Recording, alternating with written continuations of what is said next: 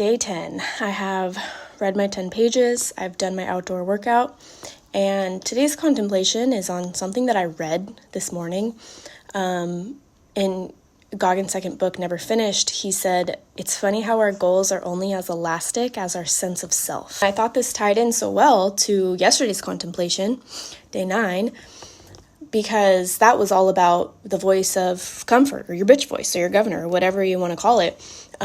That voice that tries to pull us back into comfort and keep us safe and keep us warm and keep us in bed and, just enjoying those comfortable, easy things.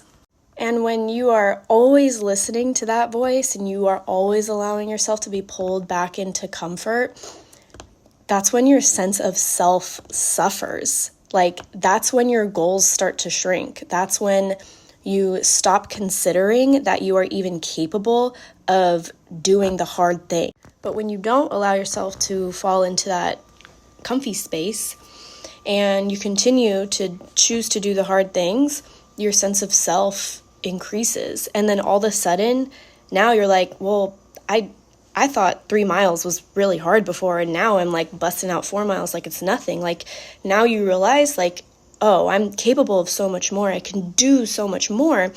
And so it's as your sense of self increases and gets bigger, your goals get bigger with that. And it's when we reach that point where we stop increasing the goal and we get stagnant and comfy again, that you start to lose that. And sometimes we have these ginormous goals that feel super far away or impossible for us personally. But the reality is, a lot of times all it takes is increasing that sense of self. And the only way to do that is to wake up and choose to do that hard thing every day. And eventually you just have evidence, you have proof that you're capable.